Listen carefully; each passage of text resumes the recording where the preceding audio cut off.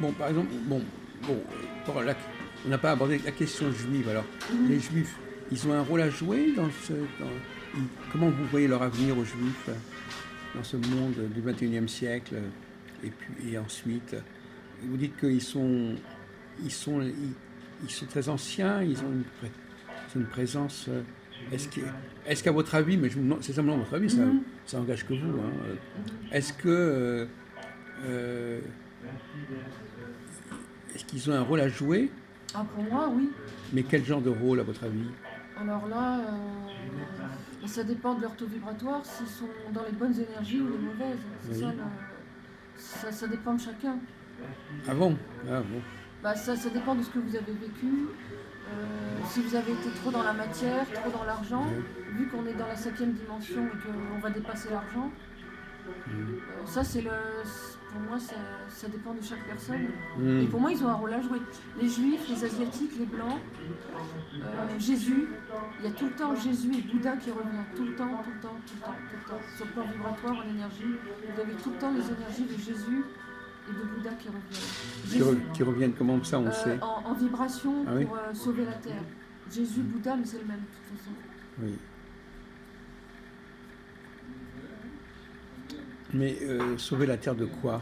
Sauver la Terre, de lui permettre d'accéder à la 5e dimension et qu'il y ait la nouvelle humanité, la 6e humanité qui puisse accéder à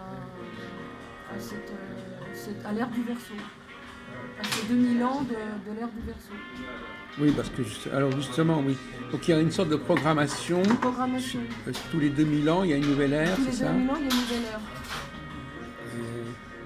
Et chaque ère permet quoi alors?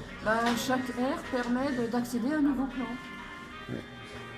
L'ère du poisson, c'était vers l'an 0, un petit peu avant. Ouais.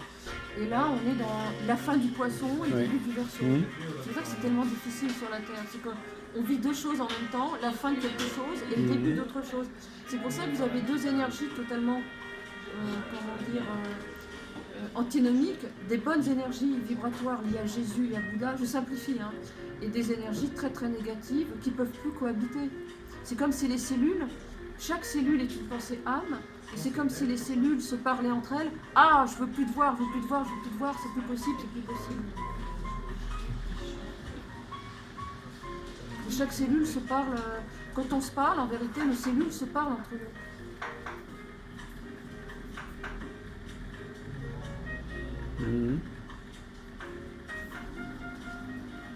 Vous ne vous intéressez pas à l'astrologie, je crois. Non, je connais rien. Là, je suis. Mais non, mais vous n'y connaissez rien. Vous ne souhaitez pas connaître, en fait. Je fais pas chiffres. Ah oui. Moi, les chiffres, ça fait 4. Non, parce que c'est quand même. On ne peut pas se permettre comme ça d'ignorer des choses. Oui, je comprends. Je comprends ce que vous dites.